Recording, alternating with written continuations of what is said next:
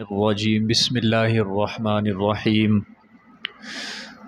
وتفقد الطير فقال ما لي لا أرى الهدهد أم كان من الغائبين لأعذبنه عذابا شديدا أو لأذبحنه أو ليأتيني بسلطان مبين فمكث غير بعيد فقال أحطت بما لم تحط به وجئتك من سبأ بنبأ يقين إني وجدت امرأة تملكهم وأوتيت من كل شيء ولها عرش عظيم وجدتها وقومها يسجدون للشمس من دون الله وزين لهم الشيطان أعمالهم فصدهم عن السبيل فهم لا يهتدون ألا يسجدوا لله الذي يخرج الخبأ في السماوات والأرض ويعلم ما تخفون وما تعلنون الله لا إله إلا هو رب العرش العظيم قال سننظر أصدقت أم كنت من الكاذبين اذهب بكتابي هذا فألقه إليهم ثم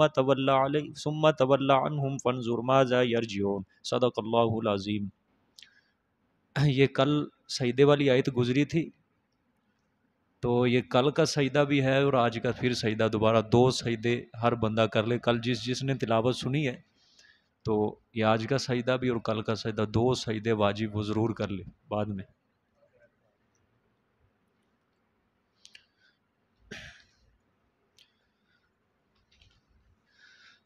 ترجمہ دیکھیں جی۔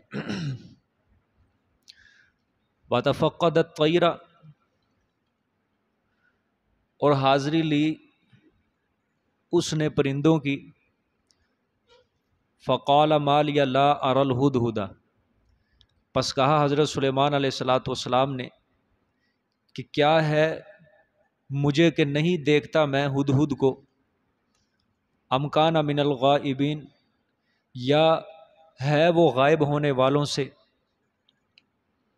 لأعذبنہ عذابا شدیدا، البتہ میں ضرور بضرور اس کو سزا دوں گا، سزا دینا سخت، عذابن کا معنی سزا دینا، سخت سزا، او لأذبحنہ، یا البتہ میں ضرور بضرور ذبح کروں گا اس کو، او لیأتینی بسلطان مبین، یا البتہ ضرور آئے گا وہ میرے پاس، بسلطان مبین، دو ترجمے ہیں اس کے، ایک ترجمہ یہ ہے سند سری لے کر، اور دوسرا ترجمہ اس کا یہ ہے کہ عذر معقول کے ساتھ میرے پاس آئے۔ حضرت سلیمان علیہ السلام ایک مرتبہ پرندوں کی حاضری لے رہے تھے، پرندوں کی حاضری لیتے لیتے حضرت نے ہدہد کو غائب پایا، تو جب اس کو غائب پایا تو حضرت نے فرمایا کہ بغیر اجازت کے یہ ہدہد کیوں غائب ہوا ہے؟ تو پھر حضرت نے فرمایا کہ لأعذبنہ، اگر وہ آئے گا میرے پاس تو میں ضرور بضرور اس کو سخت سزا دوں گا۔ سخت سزا سے یہ بھی مراد ہو سکتا ہے کہ اس کے پنکھ کاٹ دوں گا، میں پر کاٹ دوں گا، لأذبحنہ، یا میں اس کو ذبح کر دوں گا، یا او لیأتینی بسلطان مبین، یا وہ میرے پاس کوئی معقول عذر لے کر آئے پھر میں اس کو معاف کر دوں گا، میرے پاس معقول عذر لے کر آئے پھر میں کیا کر دوں گا، اس کو معاف کر دوں گا۔ سمجھے؟ یہاں سے علماء نے ایک یہ بھی مسئلہ نکالا ہے کہ اگر کوئی جانور تنگ کر رہا ہو، نقصان پہنچا رہا ہو تو اس کو سزا دینا، یا اگر کوئی حلال جانور ہے اگر وہ نقصان پہنچا رہا ہے اس کو ذبح کرنا جائز ہے۔ کوئی جانور اگر نقصان پہنچا رہا ہو تو اس کو سزا دینا، مارنا وغیرہ تنبیہ کے لیے کیا ہے، جائز ہے۔ یہیں سے مسئلہ نکال۔ ہدہد غائب ہوا، یہ حضرت سلیمان علیہ السلام کی اجازت کے بغیر غائب ہوا۔ ظاہری بات ہے سلطنت تھی اور پرندے ان کے تابع تھے، حضرت ان پرندوں سے کام کاج لیا کرتے تھے، اس وجہ سے حضرت سلیمان علیہ السلام کو اس بات کے اوپر طیش آیا، اور سزا کے لیے حضرت نے یہ مقرر کی، سزا کے لیے حضرت نے فرمایا کہ اگر وہ عذر معقول لے کر آ گیا میرے پاس تو اس کو میں کیا کر دوں گا، بخش دوں گا۔ اللہ اکبر۔ تھوڑی دیر گزری تھی، فَمَكَثَ غَيْرَ بَعِيدٍ فَقَالَ أَحَطتُ بِمَا لَمْ تُحِطْ بِهِ وَجِئْتُكَ مِنْ سَبَإٍ بِنَبَإٍ یقین، پس ٹھہرے آپ تھوڑی دیر، یعنی انتظار کیا حضرت نے، تھوڑی دیر ٹھہرے۔ فَقَالَ أَحَطتُ، ہدہد آ گیا، تو فقال، پس کہا ہدہد نے، احط بما لم تحط به، معلوم کر آیا ہوں میں وہ بات جو نہیں معلوم کی آپ نے وہ بات. احط بما لم تحط به یعنی میں معلوم کر آیا ہوں وہ بات جو آپ نے معلوم نہیں کی، کہ میں نے ایک ایسی بات کا احاطہ کیا ہے جس کا آپ کو بھی علم نہیں ہے. وَجِئْتُكَ مِنْ سَبَإٍ بِنَبَإٍ یقین، اور لے آیا میں آپ کے پاس ملک سبا کی خبر یقینی. وَجِئْتُكَ اور لے آیا میں آپ کے پاس من سَبَإٍ ملک سبا کی بِنَبَإٍ یقین خبر یقینی. انی وجدت امرأۃ تملکہم وأوتیت من کل شیء، بے شک میں نے پایا ایک عورت کو، میں نے پایا ایک عورت کو، تملکہم جو بادشاہت کرتی ہے ان کی، ٹھیک ہے، وأوتیت من کل شیء اور دی گئی ہے وہ ہر چیز. سمجھ آئی ہے؟ کل حضرت سلیمان علیہ السلام کے واقعے میں اندر یہی بات گزری، حضرت نے کیا فرمایا؟ ہمیں ہر چیز عطا کی گئی. مطلب کیا تھا؟ لوازم سلطنت کے متعلق جو جو چیزیں ہوتی ہیں وہ ہر چیز عطا کی گئی ہے. اور لوگ یہاں سے یہی عقیدہ گھڑتے ہیں حضرت سلیمان کے اس بات سے کہ حضرت کو ہر چیز کا اختیار دیا گیا. تو پھر یہاں پہ کیا جواب بنے گا کہ ہدہد کہہ رہا ہے کہ ملکہ سبا کو ہر چیز عطا، کیا اس کو بھی سارے جہان کے اختیار دیے گئے؟ حالانکہ وہ تو مشرک تھے، وہ تو کافرہ تھی. سمجھ آئی ہے؟ اللہ اکبر. تو یہ جو ملک سبا ہے یہ یمن کا علاقہ ہے، وہاں ایک شہر آباد تھا سبا، وہاں کے رہنے والے تھے یہ. تو آج بھی اس کا نام حضرموت اس علاقے کا نام ہے، یہ وہاں کے رہنے والی تھی. اور ہدہد نے آ کے حضرت سلیمان سے فرمایا، عرض کی کہ حضرت میں ایک ایسی خبر لے کر آیا ہوں، یعنی میں اپنی غفلت کی بنا کے اوپر غیر حاضر نہیں تھا، بلکہ آپ کی خدمت اور سلطنت کی مصلحت کے لیے ہی میں غیر حاضر تھا. یعنی میں ایک ایسی خبر لے کے آیا ہوں کہ آپ کو بھی علم نہیں ہے. آپ بادشاہ ہیں، ایک سلطنت کے مالک ہیں، آپ کو تو علم ہونا چاہیے. یہ ہدہد نے جو بات کہی ہے آگے کہ میں نے وہاں جو ملکہ کو پایا وہ عورت حکمرانی کری ہے، اعتراضاً بات کہی تھی.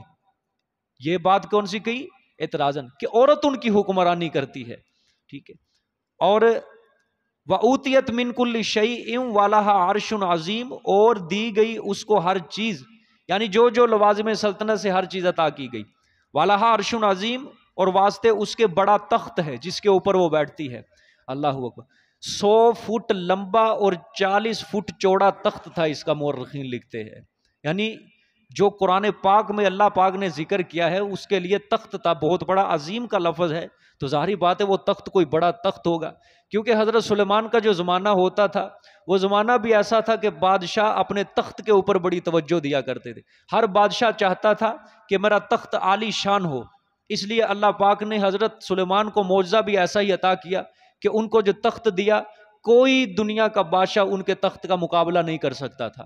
حضرت کا تخت ہوا کے اندر اڑتا تھا اور کسی بادشاہ کا تخت حضرت کے تخت کا مقابلہ نہیں کر سکتا تھا. تو یہ ہدہد نے کیا کہا کہ واسطے اس کے کیا ہے؟ بڑا تخت ہے. 100 فٹ لمبا 40 فٹ چوڑا تخت تھا اس کا، اور ہیرے موتی جواہرات اس کے اوپر لگے ہوئے تھے. وجدتو یہ تو ان کا بیان کیا، قومی حالت بیان کی ان کی. اب مذہبی حالت ہدہد بیان کر رہا ہے آگے. وجدتها وقومها يسجدون میں نے پایا اس کو، وقومها اور اس کی قوم کو، یعنی ملکہ کو اور اس کی قوم کو میں نے پایا، یسجدون للشمس کہ وہ سجدہ کر رہے ہیں سورج کو، من دون اللہ اللہ کے علاوہ. یہ جو قوم سبا تھی یہ سجدہ کیا کرتے تھے. مورخین مفسرین نے لکھا ہے کہ یہ ستاروں کو معبود سمجھتے تھے، سورج کو، چاند کو، ستاروں کو کیا سمجھتے تھے؟ یہ معبود سمجھتے تھے، ان کی عبادت کیا کرتے تھے. اور سورج بھی چونکہ ستاروں میں سے ہی ہے، اگرچہ اس کو روشنی زیادہ دی گئی ہے لیکن ہے یہ بھی ستاروں میں سے ہے. ٹھیک ہے. چاند بھی ستاروں میں سے، اگرچہ اس کو روشنی زیادہ دی گئی ہے. ٹھیک ہے.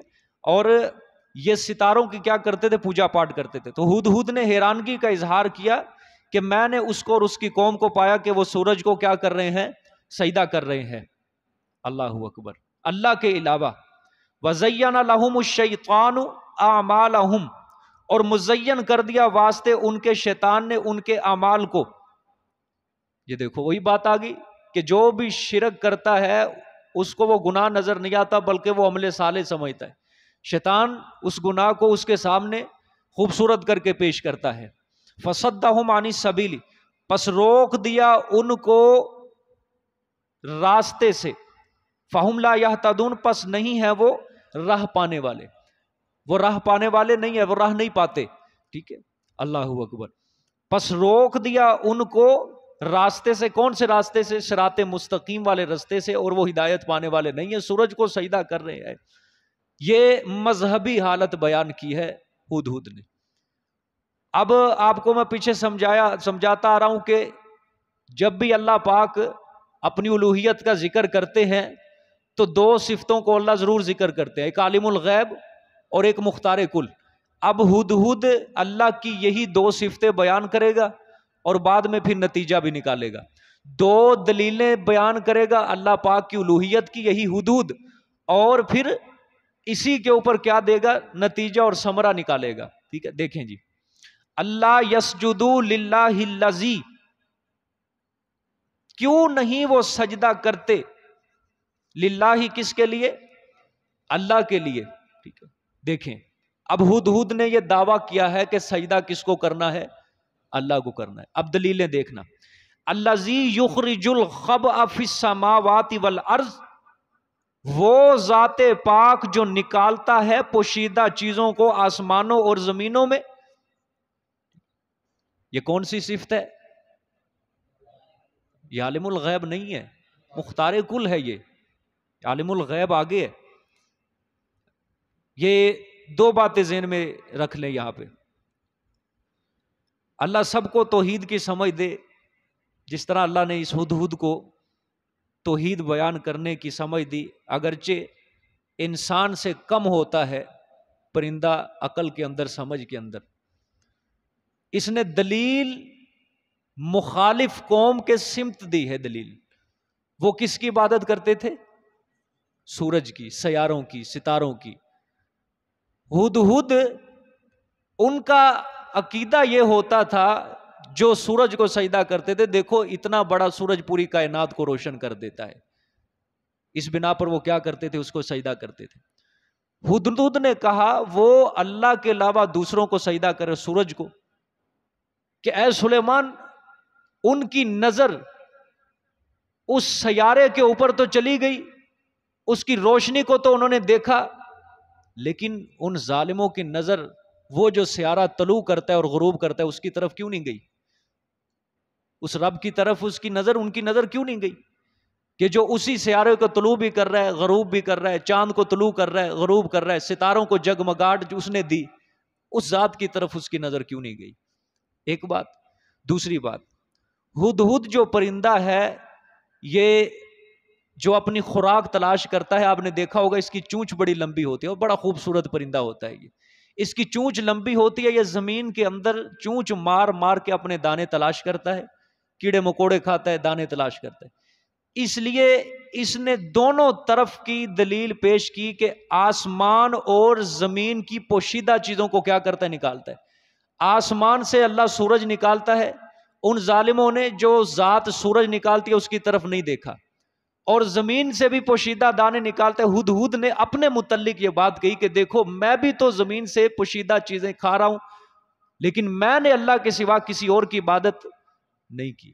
ٹھیک ہے، آگے دیکھیں، یہ مختار کل ہے.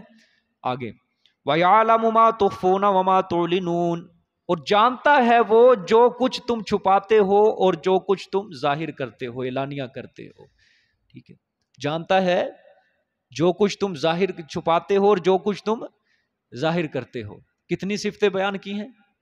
دو صفتیں. سمجھ آ گئی بات؟ یہی توحید کا انداز ہوتا ہے بیان کرنے کا. اللہ سب کو سمجھ نصیب فرمائے. اور آپ غور کریں کہ ہدہد پرندہ ہے، اللہ پاک کو اس کی اتنی بات پسند ہے، اللہ نے اس کے کلام کو بھی اپنے قرآن کے اندر جگہ دی ہے. یعنی اللہ کے توحید بیان کرنے والا اللہ کو اتنا پسند ہے. کیا حیثیت ہے پرندے کی انسان کے مقابلے کے اندر، کہ جس کے بارے میں اللہ نے انسان کے بارے میں کہا وَلَقَدْ خَلَقْنَا الْإِنسَانَ فِي أَحْسَنِ تَقْوِيمٍ، میں نے انسان کو سب سے حسین اور خوبصورت پیدا کیا ہے. لیکن اس انسان نے اس اللہ تعالیٰ کی کاریگری کو جو وعدہ کر کے آیا تھا عالم ارواح کے اندر، اسی کو اس نے ٹھیس پہنچائی۔ دنیا کے اندر آ کے اللہ کو چھوڑ کے غیر کو اپنا معبود بنایا، دنیا کے اندر آ کے اللہ کو چھوڑ کے غیر کو اپنا مشکل کشا حاجت روا سمجھا، غیر کے آگے سجدہ کرنے لگ گیا۔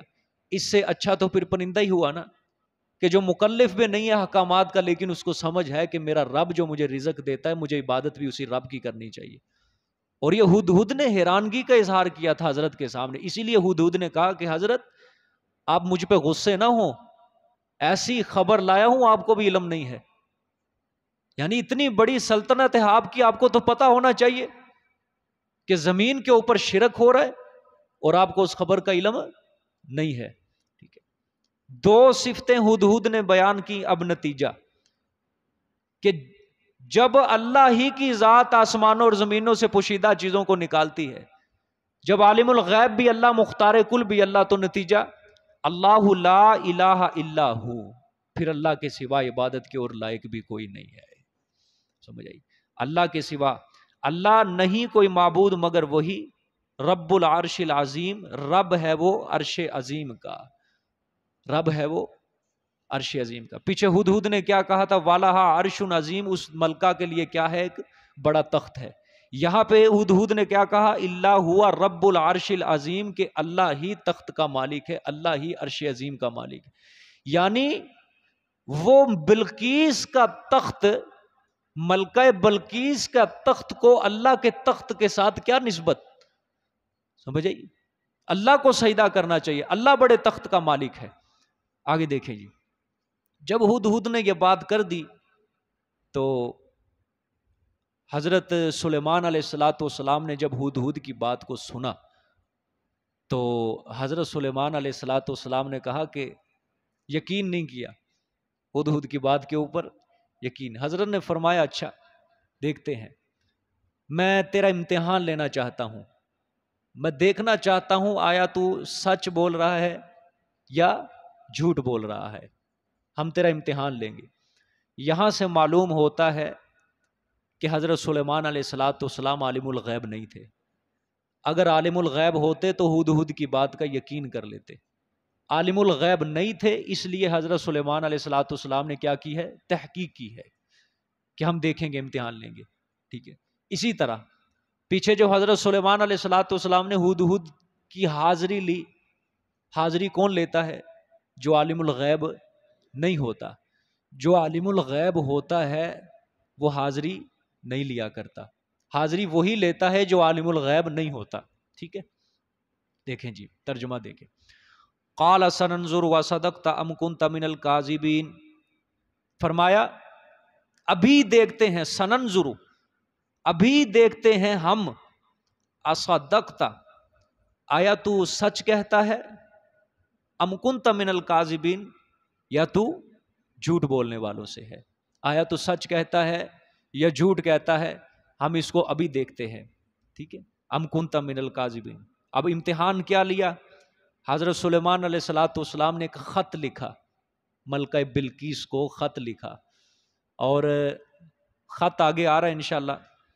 تو حضرت سلیمان علیہ السلام نے کہا یہ خط جا کے ملکہ بلقیس کو دے دینا، اور خود ایک طرف ہو کے ان کی باتیں سنتے رہنا کہ وہ کیا کیا جواب دیتے ہیں۔ یعنی جاسوسی کے لیے حضرت سلیمان نے ہدہد کو بھیجا۔